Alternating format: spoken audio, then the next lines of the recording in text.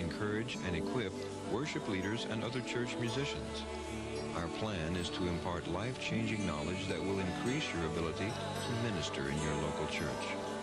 We trust that this video presentation will help accomplish this. We pray a blessing on you, your anointing, and your abilities, that the Lord would bear the utmost fruit from your life, in Jesus' name.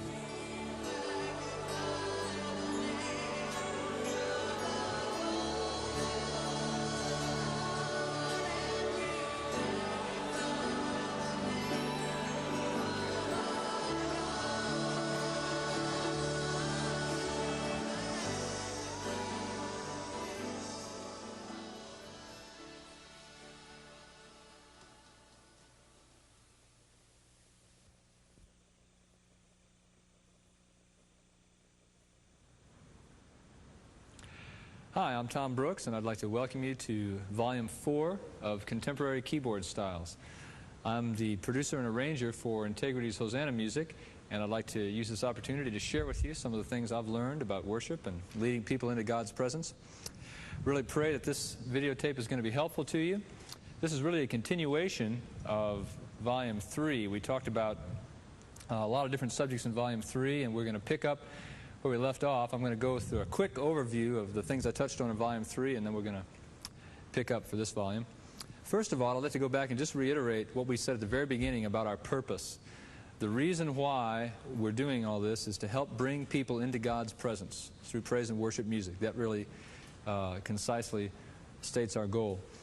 And really everything we do, whether it's choosing a chord or a rhythm, or talking about arranging, whatever that is, we need to ask ourselves, is what we're doing, is it helping to bring people into God's presence?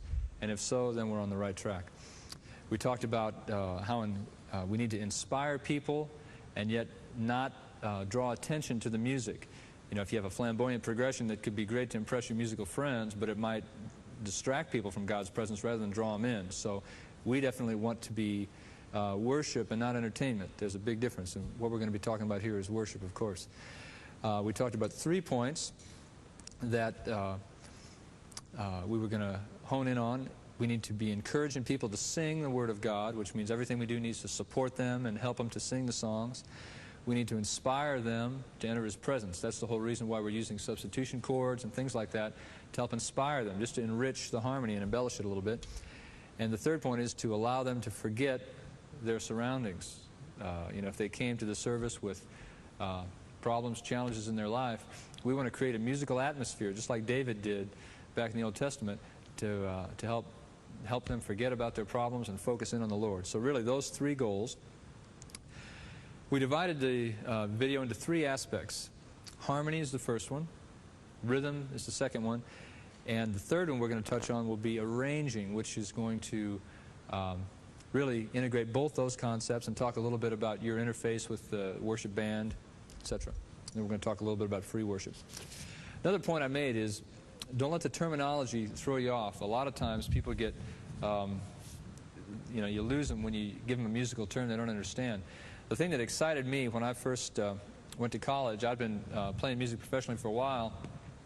When I went to college and first started taking theory, what I found is that all of the theoretical names for things were concepts that I already knew in my own mind from having an experience with music, and I was just finding the official name for some of these things I already knew. So really, there's still only 12 tones in an octave. There's nothing mysterious in there that you need to be afraid of. There's a lot of terminology that sounds pretty unusual to you maybe, but I'll make a point to explain that real clearly and give you an easy to remember term that you can hang your hat on. Okay, the first area we're going to go to is harmony. And we touched on, in the first video, we touched on chord substitution. We talked about adding non-chord tones.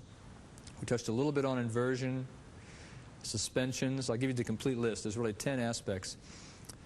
Chord substitution, adding non-chord tones, inversions, that's when the bass note is different from the root of the chord, suspensions, typical 4/3 suspension, cadences. We talked about modulations a little bit. These are the ones we're going to go into in depth now.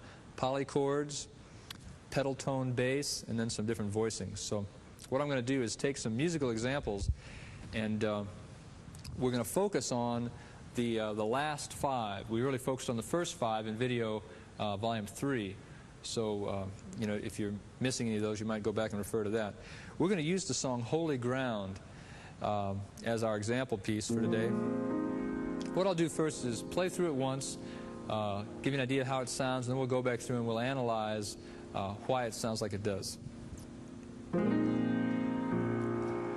We are standing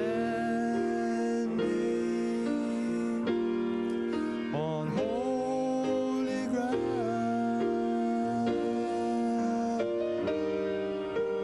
and I know that there are angels all around.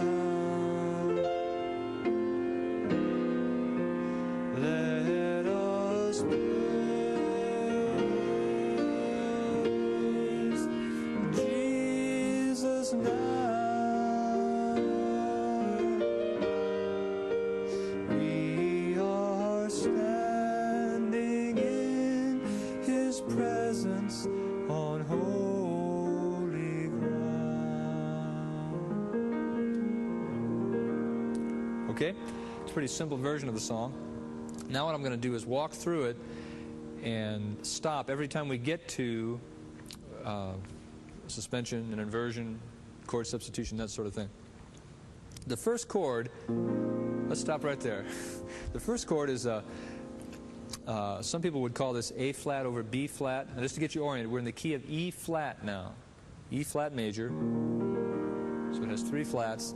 The first chord is A flat triad over B flat. At the risk of sounding too elementary, when you have a slash like that in between a chord, the symbol on the top refers to the triad on the top musically, meaning in your right hand if you're playing piano. Below the slash is the bass note. It's not a chord down there, it's just a single note. So on top of the slash is the chord, below the slash is the bass note. Sometimes in music too, you'll see it where it doesn't really look like top and bottom, it looks like side to side. If it's side to side with a slash, then usually the left, the chord on the left is the right hand, and the one on the right is the bass note. Now, the official name for this chord is actually B flat 11. I would say in my notes I made here, I signified things that are on the top 10 list. If you don't get anything else out of this video, you got to remember these top 10 things. This is top 10 list number 1. I would say this chord, really, you don't hear much of this chord used until like maybe 25 years ago or so. It started to become real popular and really now has replaced the 5/7 chord, I mean, to a great extent in pop music today. The typical way would be if you're in the key of E flat to start on here. We are standing, instead of here. This is the 5/11 chord. Now, just to give you a brief origin here, if you build that chord, it's a B flat chord. Let's build it from down here. You've got B flat as the root, 3rd, 5th, 7th, 9th, 11th. All right? Are you with me so far? Let's walk back. The root, the 3rd, the 5th is your basic B flat triad. The 7th, the 9th, and the 11th. Okay? Now, if you look, you can see why it's called A flat over B flat, because if you drop the 3rd out, go and drop the 5th out too, that's exactly what you have. A flat triad over B flat in the bass. Now, there's a rule that you just need to kind of tuck in your memory and know. Whenever you have an 11th chord, you've got a clash between the 11th and the 3rd. You've got that augmented octave there, which, you know, if you put it in the same octave, it's basically a half-step clash. So the rule is, whenever you have an 11th in a chord, you omit the 3rd, drop out the 3rd of the chord. So what you end up with is this. Now, the fact that the F is there, it doesn't really change the function of the chord. So some people would call it A flat over B flat. Some people would call it F minor 7 over B flat. But really, for me, it functions about the same way. So really, A flat over B flat is the same as B flat 11. As you can see, it's just an upper tonality chord of B flat. An upper tonality chord would be anything that has the 7th, 9th, 11th, 13th in it.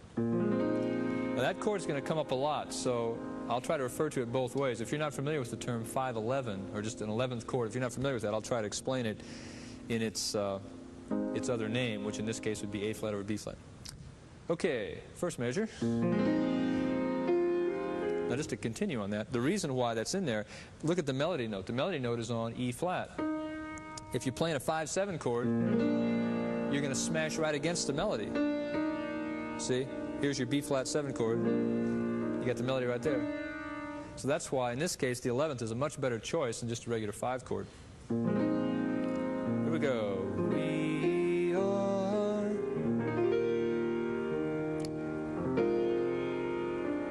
Okay, let's stop right there.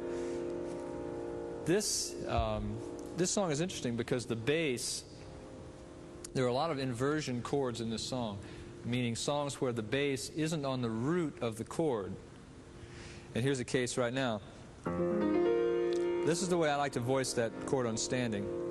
We are standing. Let's analyze what that is. Really, it's F in the bass, A flat. There's no C, and you get E flat and B flat. So here are the members isolated in one octave there. What that is for me is an F minor 7 chord with that added fourth in there. So it's one of those, we talked about non-chord tones. It's just a minor chord with that fourth added to it. Now, the reason the fourth is added is because it's in the melody. You're standing. What's going to happen is the E flat is going to resolve to D. So it's a suspension in a way too. Another way of looking at this chord, look at it as being a B flat chord. If B flat is the root, here are the members you've got. So it's a B flat 7 chord with a suspension in it. And that suspension resolves there, and you just got a regular B flat 7 chord. Just so happens it has F in the bass. That's a complicated example of a pretty simple sounding thing. The main point to get out of it is stand. Suspension resolves right there. Go to the next chord. Here's E flat over G in the bass. So it's an E flat chord with a third in the bass. It's a 1 chord with an added second. Now what I do is I resolve that to 1 immediately. So really it's functioning more like a suspension. It's a 2-1 suspension. You see why that is? You've got an E flat triad. You take the third out of here and you put it in the bass, and you add the second. I would say next to that 5/11 chord, this is the next thing that goes on your top 10 list. And this particular voicing is the one that I use a lot. Because the third's in the bass, I leave the third out of the right hand and move the second down to 1. So if you look at those two chords together, you've got a nice counter melody line walking through there. You're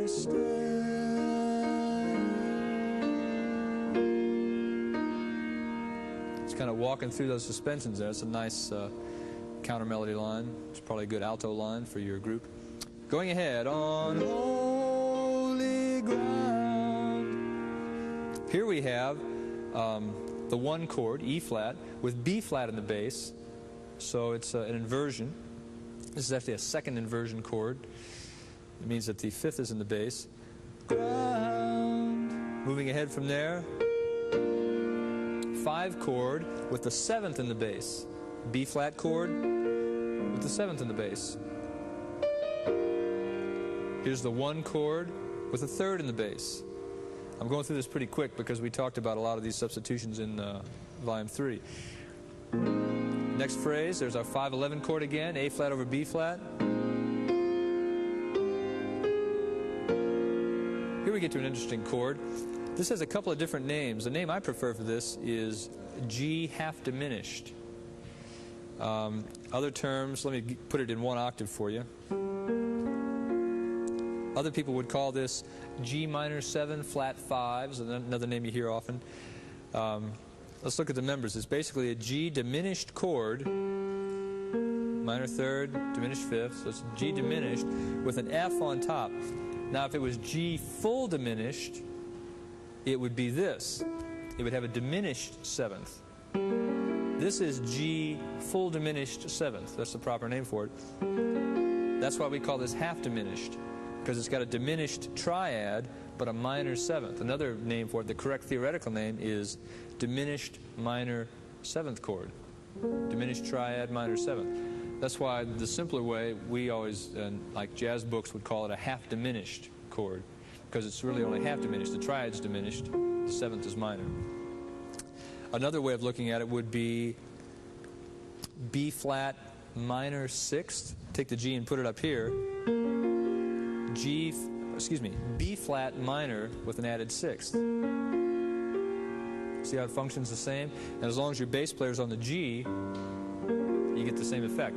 A guitar player might not know what G diminished is, half diminished is, but he might know what a minor sixth is. So it's good to know that, so if you're trying to communicate with a guitar player who might know different voicings, it's another way of saying that same chord. Know that there are angels. Now we come to the C flat 9 chord. Let's voice this out in one octave. C, the third, the fifth, seventh, and the flatted ninth. The regular ninth would be D, the flatted ninth is D flat. Now we talked about this chord in volume 3 in the song I Will Come and Bow Down. Rather than give you the full-blown version of how this gets to where it is, you can check back on that one. But it's C with a flatted ninth. And oftentimes when you get, again, this is another upper tonality chord, usually you don't have the bass note up high in the chord because there's enough members up there. You just have the C in the bass and the third, fifth, seventh, and ninth up in the right hand. Angels. Bass walks down through B flat. All around. Here you have an F major chord, so it's a 2 chord with a third in the bass.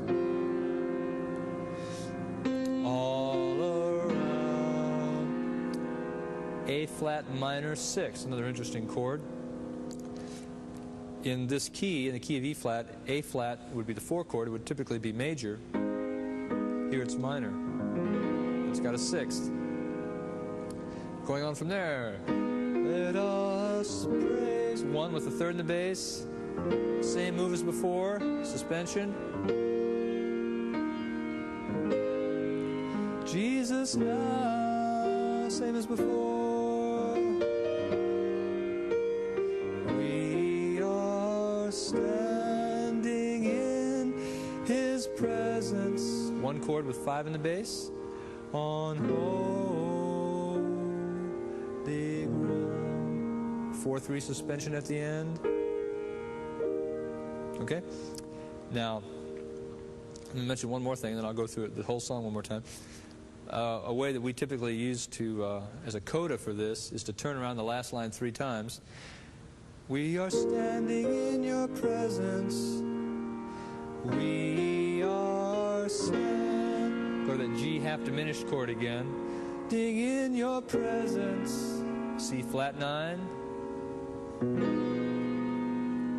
A flat minor 6 with the C flat in the bass.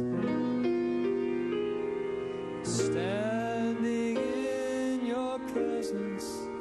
And we do the whole last line over B flat with a pedal point B flat in the bass. Holy ground. Okay, let me start from the top and we'll go through the whole works. We are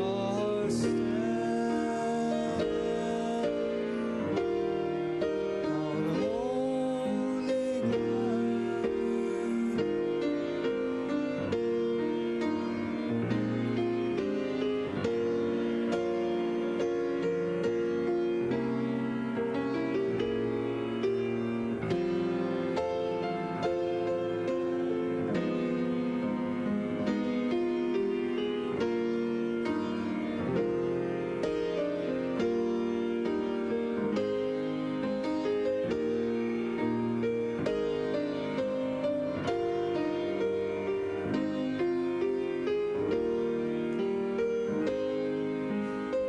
Last line 3 times. In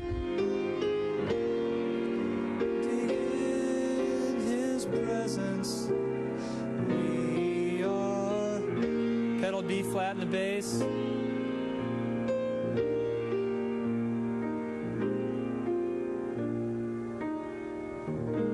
Suspension. And resolve it. Okay, so we've talked about a lot of things. We've talked about adding non-chord tones. We've talked about a number of inversions in this particular song, a number of suspensions in this particular song. Just to touch on modulations, if I was going to modulate this song, the chord I like to use to modulate, typically the main rule for modulation is you take the 5 chord of the key you want to go to. So we're in E flat here. Holy ground. So typically you'd go to, say you want to go up a half step. You want to go to E major, so you take the 5 of that, which is B. For me, I would always prefer to substitute the 5-11 chord where you would always use the 5-7. Instead of that 5-7, I would prefer the 5-11, which in this case is A over B. So we finish off, holy ground.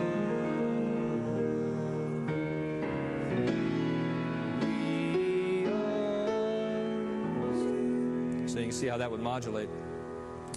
Okay, let's look on to the next song. I'm going to go through these songs pretty quickly, and I'd like to get to some other topics in terms of arranging of things. So that's Holy Ground. The next song up we're going to feature is called Crown with Mercy. Another title for it is Bless the Lord. Seems like we've got about at least 135 songs titled Bless the Lord, so everybody's trying to come up with alternative titles. This is written by Bill McKenzie, a good friend of ours from Illinois. I'll play through it once so you can get a look at it, and then we'll go back and analyze it a little bit. Oh, bless the Lord, oh my soul, and all that is within me, bless His holy name.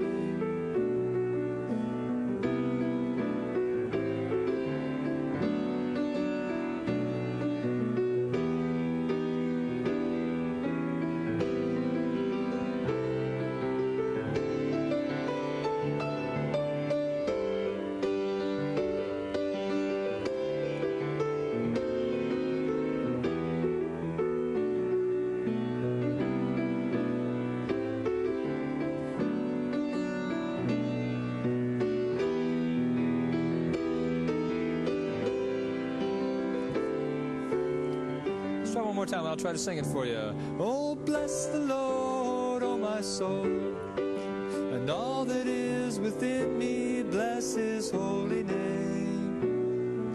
Forget not all His benefits, for He's forgiven you and sent His word to heal you. Oh, bless the Lord, oh my soul, within me, bless His holy name. Remember all His love for you, for He's redeemed your life from death and crowned you with mercy. Okay. We've got a number of interesting things here. We start off on that same 5-11 chord. Now we're in the key of G, just to get yourself oriented. F sharp is in the signature. This starts off on the 5-11 chord, which is a C over D. C triad, D in the bass. Bless the Lord. Starts off with a suspension right there in the melody. 4-3 over the G. Now usually, when I play that, I also add a 2-1 suspension. So you've got a parallel suspension. You've got, if you can see, it's a G chord, but I've got a 2 and a 4 in it. And the 2 resolves to 1, and the 4 resolves to 3. That's the sound there. And then I go to the move we talked about in Volume 3, which is Omardian's kind of signature move, the D over G. It's hard to listen to pop radio for 5 minutes these days and not hear that move somewhere. Zillions of songs use that. I use that on the word soul. Oh, my soul. Back to the 5-11 chord. All that is within me. That's an interesting chord right there. That's a D sharp full diminished 7 chord. We talked about before half diminished. Here's a full diminished. Full diminished means, let's go to D sharp and build it there in 1 octave. Diminished triad with diminished 7th. Again, we talked about that a little bit in volume 3. So I won't belabor the point here. That's a chord that pulls you into E minor.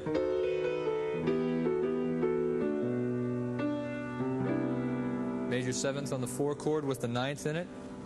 Spell that out for a minute. C major. Add the major 7th. Also add the 9th. That's what you've got.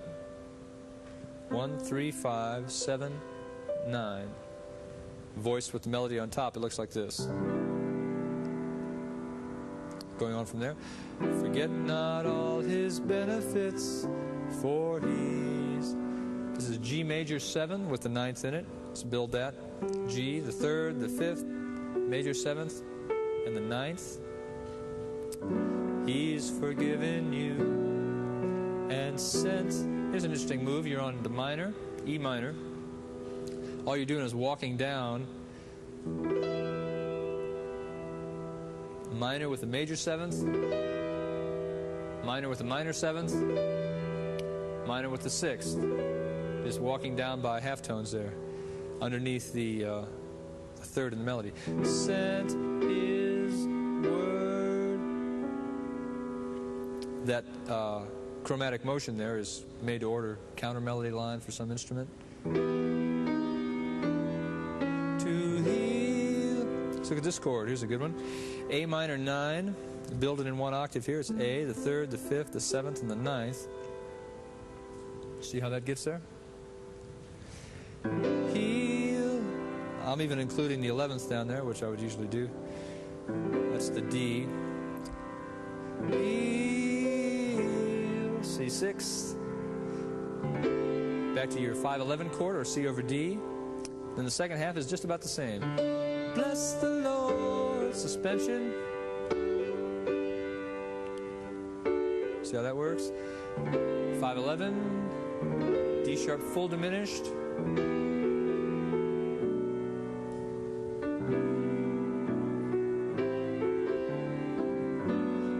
Redeemed your life from death.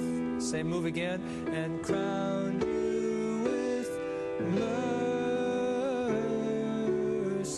Let's go through it one more time. Oh, bless the Lord, oh my soul. Before I go through it again, let me reiterate a point I made in the first video, volume 3, about using the left hand for rhythm. Watch how I do that again. Using the bass note for like the kick drum and the top note of the left hand for the snare drum. Technique to make the thing drive ahead, and it's doing really the same function that a drum kit would do. Here we go. Oh, bless the Lord, oh my soul, and all that is within me, bless his holy name.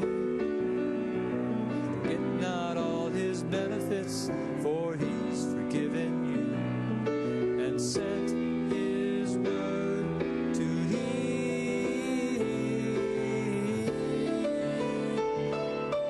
The Lord, oh my soul.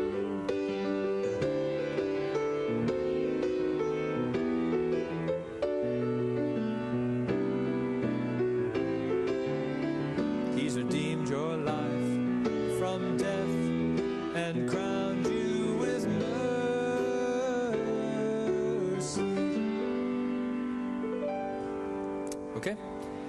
I'd like to veer away a little bit from what we've been talking about here and move into a little bit different zone. We've been talking about harmony. We touched a little bit on rhythm. I want to go to an area that I've called arranging. Now, in saying that, I'm not talking about arranging in the pure sense of the word, where you'd be, writing for strings and brass, etc. I'm talking more about just how to integrate just the simple elements we've talked about, primarily just the bass player, different voicings on the piano, things like that. Just on voicings for a minute, before we get knee-deep into the arranging thing, let me just show you real quickly some things you can do with voicings to enhance even real simple chord progressions. Let's go back to the key of C. If I'm going to play a C chord, just to sit down, if somebody says, play me a C chord, probably what I would do is this, which for me is a better approach than this. What it does is it adds a second to the C chord, so you've got that. Add the second, that's the D. Now, whenever I do that, I usually leave out the third because it just gives you a little bit more poignancy. People are so used to hearing chords built in thirds. Anything you can do in your voicing to get away from building it in thirds, for me it's a plus anyway. It just gives you a little bit more distinct sound. So I leave out the third up there. And I'm fortunate enough, God gave me a big enough hand to play triads in this way with the left hand, where you can catch the third with one. If you can't grab all of that, you can roll it and achieve the same effect, really. Like that, and just have the pedal sustain the C. Take a good look at that, because this is a voicing that I use a lot. Even if you can't reach that, roll it. Like that. Part of what makes that sound so good, this is a sort of Aaron Copland, the classical composer, was a big fan of this chord. And his music had a lot of Americana type feel. Billy the Kid and Rodeo and Appalachian Spring, some of the things he's done. For one thing, it gets away from triads in the right hand. You've got fourth and fourth, a little bit starker sound and a little bit fresher sound. You've got the third in the bass, so it's complete. Another favorite voicing, so that's favorite voicing number one. This is all top 10 stuff here. The next voicing will be that same chord, but with a third in the bass. C chord with the added second. You still got the fourths to give you some bite. Third in the bass. Okay? Another place you could use this voicing is, let's stay in the key of C for a while. Say you're on an F chord. You can do the same voicing number one, which is like this. See that? How that works?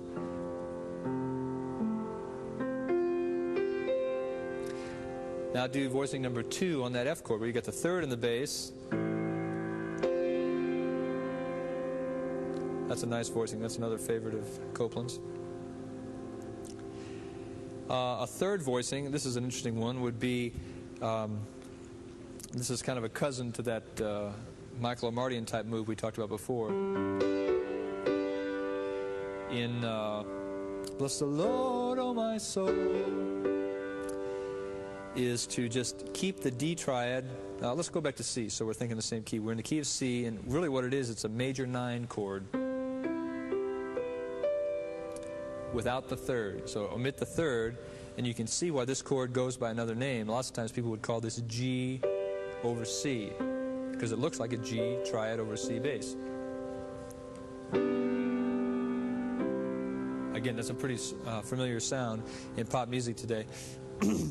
Some other ways to real pretty voicings for that would be to play on the half step between the C and the B. You would think normally you'd want to avoid that, but that half step clash. But in this kind of voicing, it can be real beautiful. See how that works? Well, I've got the 9th and the root and the 7th all real close there. Gives you a nice cluster sound. That's particularly nice with the 3rd in the bass too, or even without the 9th. Pretty voicing. Here's the same thing on F now. It's an F major 9. Omit the 3rd. So really what you've got is a C triad over F bass.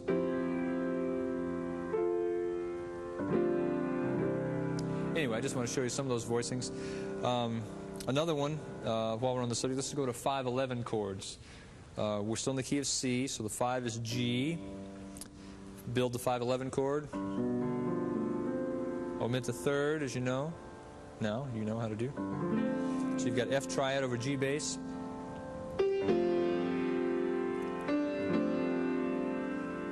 Usually when I play that, I leave the D in, so you've got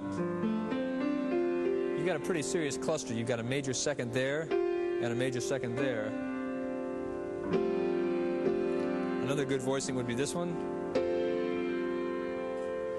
For me, I like the cluster sound. It enriches the harmony a lot for me. Here's another good voicing for the C triad. Again, with no third in the upper part, so you've got the fourths.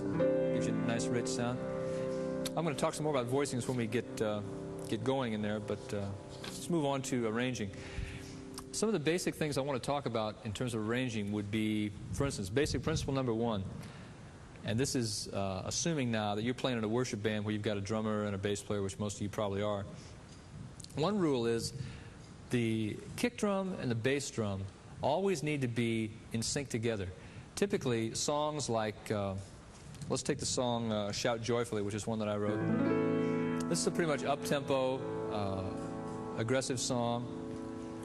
There's a kick pattern that the drummer automatically has in mind when he hears this. Let me just play a little bit of it for you. Shout, shout joyfully unto God all the earth. Shout, shout joyfully unto God all the earth. Sing the glory of His name and make His praises glorious. Shout, shout joyfully unto God all the earth. Joyfully, joyfully, all the earth shall worship Thee. Joyfully, joyfully, we will sing our praise to Thee, singing praises to Thy name. Starts over. Okay, so you got a basic kind of drum beat there. Again, you can look at my left hand and pretty much see what the drum beat would be.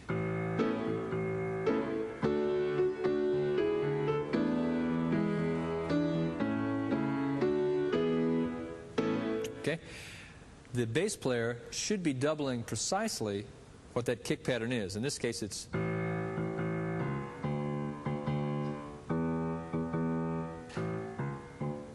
If you get the bass and the kick together, you're going to have a tight band.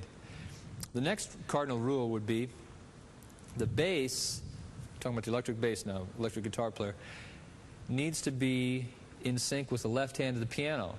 In other words, take Shout Joyfully, for instance. Starts on an A chord. Shout. There's a first inversion chord there. We're in the key of A. C sharp in the bass. So the bass player needs to move there. If he doesn't move there, say he stays here on the A, and you move to C sharp, you see what happens there? What you end up with is a real muddy sound in the bass. I would say, throw a figure up in the air, say 60% of the muddiness or unclarity that comes out of most worship bands is because the bass player and the left hand of the piano aren't coordinated.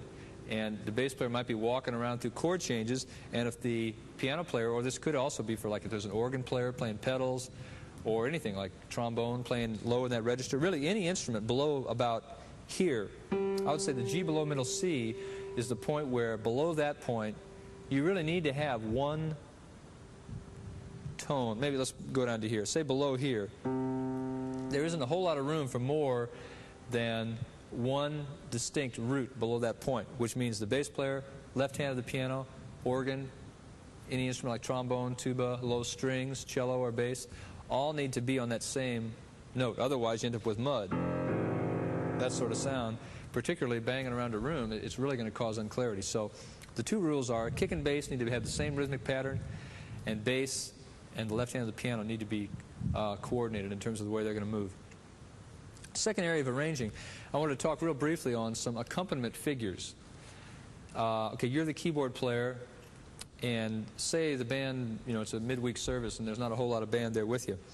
What are you going to do to fill out the songs? And I'll just offer a couple of suggestions. The first thing, and again I made a point of this in the Volume 3, whatever you say, musically speaking, you need to say it very clearly. Oftentimes, one of the problems is people, they might have a lot of great licks, but they're not defining anything clearly in terms of a part that you can follow. To me, the best part to play is a part you can define in words. Like, for instance, I'm going to play quarter notes in Holy Ground. And that's all I'm going to do. The kind of parts that get unclear is when you say, well, you play quarter notes for a bar, and then you kind of arpeggiate for a couple of bars, and then you just hit whole notes, and then if it's so jumbled that it's not really doing anything definable, you run into two problems. First of all, your music all sounds the same. If I play quarter notes for verse 1, and then it modulates for verse 2, and then I start using broken chord things, all of a sudden then it's like an arranging event, you know, because the part changed, it grew. If all the time, if you're just kind of incorporating everything, then it's kind of like having stew every night of your life rather than, you know, having beef the first night and then, you know, soup the second night. You follow what I'm saying. So the first thing is, whatever you're going to say musically, say it clearly. Define what it is. Use definable parts and change your pattern at real definable points. Like say if you're going to use quarter notes in Holy Ground,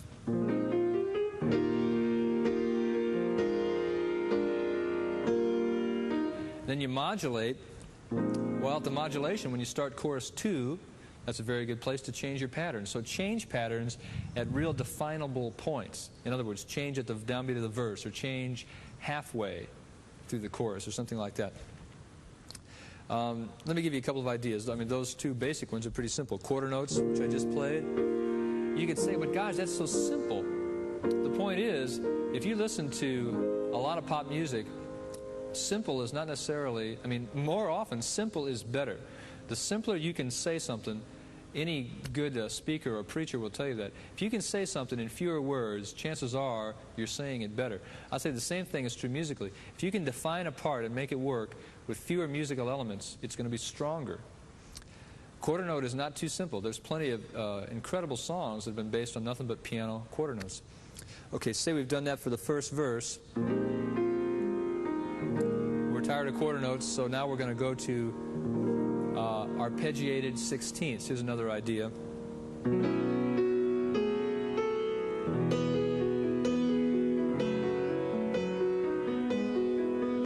All I'm doing is taking a chord and I'm breaking it apart and doing individual notes of the chord together. Let's do that real slow.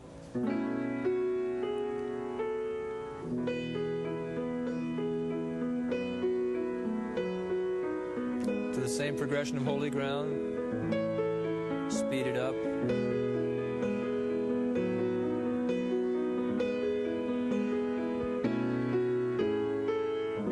Now those are just some basic ideas. Another song that we touched on earlier was Crowned with Mercies. That pattern, that has kind of a more light, jazzy sort of a feel. So that pattern is obviously going to be different. There are other patterns, but I think the main point is not to catalog all the patterns for you, but just be sure that you're using a pattern that you've thought through. Another good rule of thumb is don't play any note that doesn't have a reason.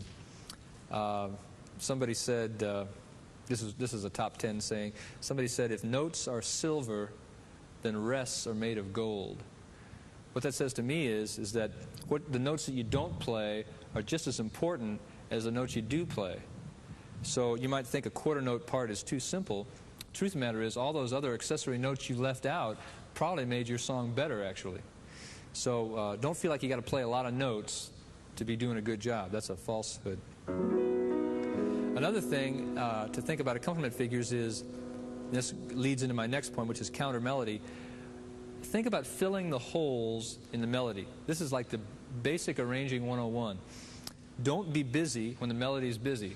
If the melody's going, standing on holy ground, to me that's the first hole in the melody. It's the place where the vocalists are going to take a breath. Holy ground. So that's the place to put a fill. And go back to your pattern. Angels all around. Next break in the melody. Do some kind of broken chord thing. They come back in. You go back to your pattern. The idea of filling the holes in the melody is real important. Moving on into our next category, which is countermelody. That's precisely what countermelody needs to do. It needs to fill the holes. Let's go back to Crowned with Mercies, for instance. Bless the Lord, O my soul, for me, that move there fills the hole after soul. Oh, my soul. Something interesting to shoot through the hole there. All that is within me, bless His holy name. Do something in that hole right there. Forget not all His benefits, for He's redeemed your life. Sent His word to heal you. That octave thing there fills the hole after heal you. The whole idea is, one way to say it is, you talk about your mind's eye. You've heard people talk about that.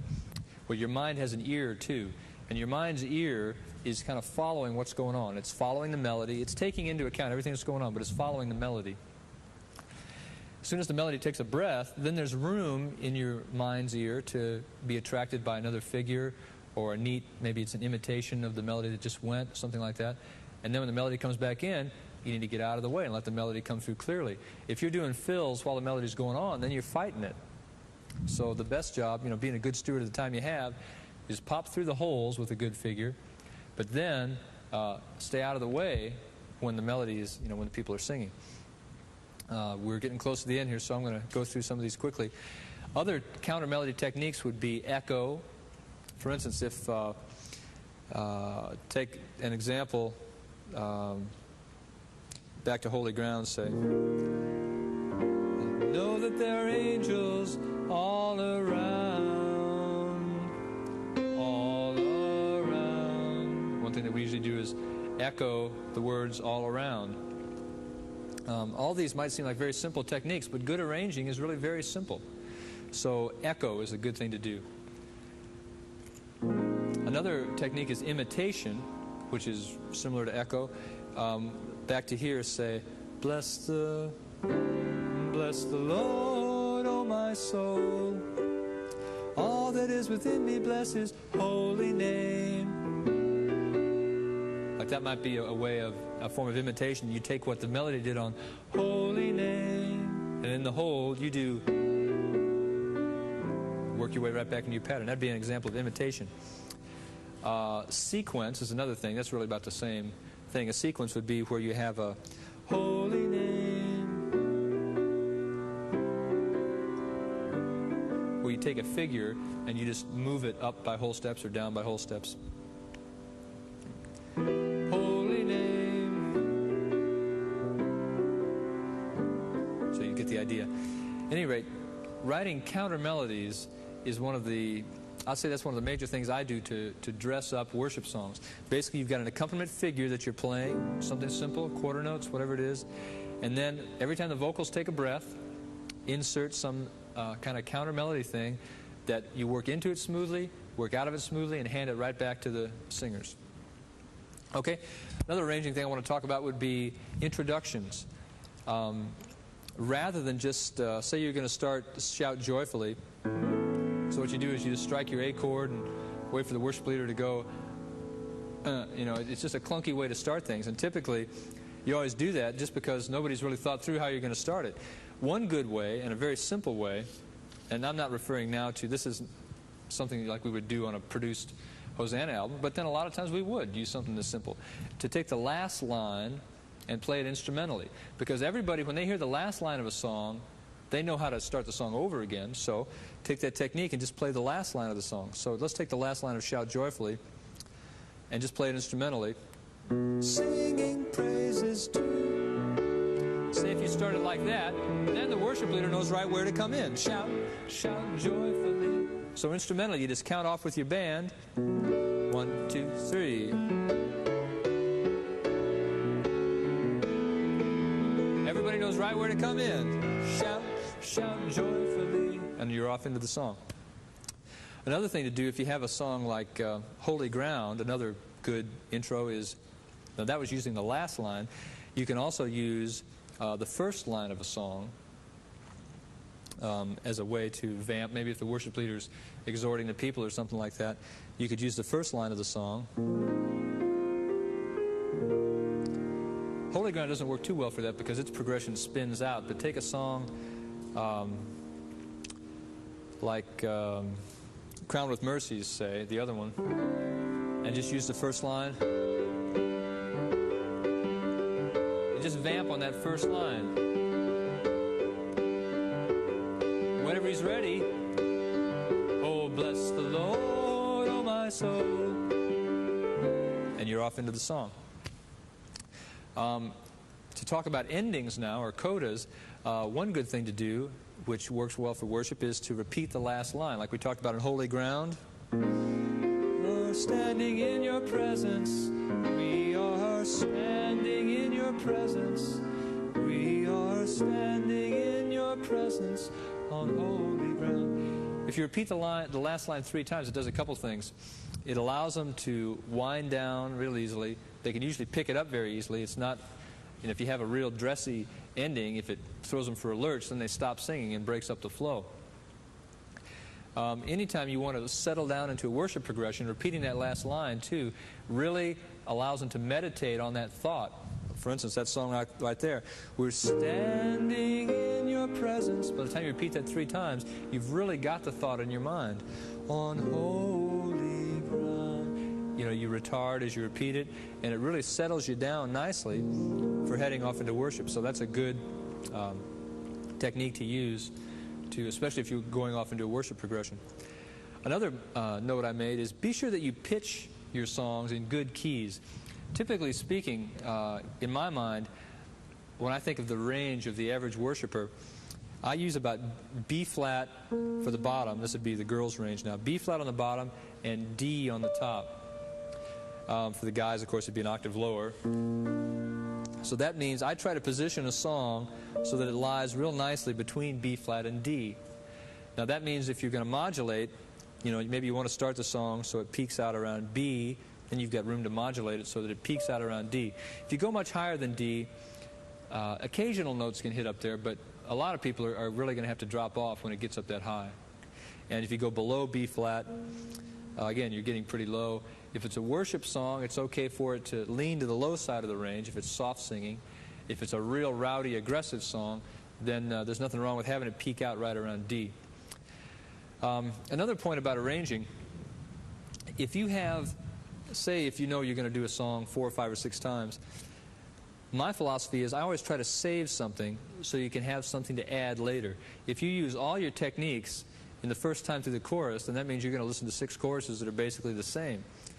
My technique would be start having, if you know you got 6 times, then have in your mind 6 things that you can add, something that you can add to embellish the arrangement every time you get there. Now it might be something just as simple as having the bass player lay out the first time and bring him in the second time, or it might be a change of accompaniment figure if you start with quarter notes and you add broken chord 16ths later. Just save something so that you've got room for your progression to grow. Another thing I touched on in the other video, but I might touch on again, is in worship progressions, that philosophy holds true too. When I go into a worship progression, I really try to save something so that the worship progression has room to grow.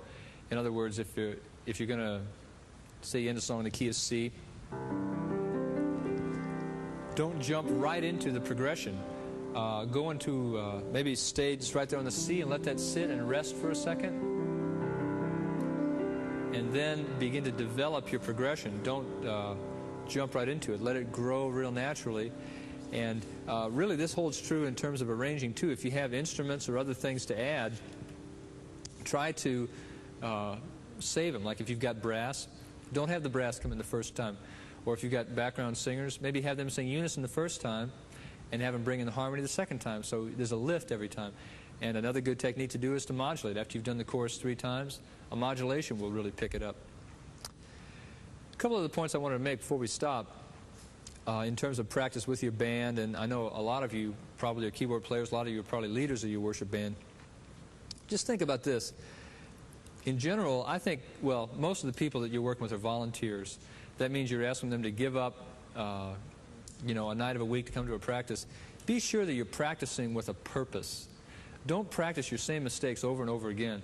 You need to analyze what you do. If you play through a song and something just doesn't sound right, you can't go back to the guys and say, guys, something just doesn't sound right. It's your job as leader to analyze and say, The reason it doesn't sound right is because the bass player is not matching the kick pattern, or the bass player is not matching the left hand of the piano on that chord right there.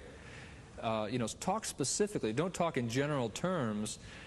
Producers that drive me crazy are guys that you get finished with a take and they say, well, it was pretty good, but just try it again. What that tells you, it doesn't give you anything specific to fix. Another way of saying that very same thing is that condemnation is general, but conviction is specific. So if you're going to tell somebody something, don't tell them, well, it generally was kind of so-so. Say specifically, say 95% of it was great, but specifically this one spot needs to be fixed. What that'll do is the guys in your band will walk away from that rehearsal feeling like, I really accomplished a lot. You know, I did give up a night with my family or my kids maybe, but I really feel like I accomplished something. I learned something. I grew as a musician. So practice with a purpose. That means don't practice your mistakes. Go there specifically to solve problems, to learn new songs. Know what you're going to do. You should be able to write down before you go to practice what you're going to accomplish in that practice. And pray with them.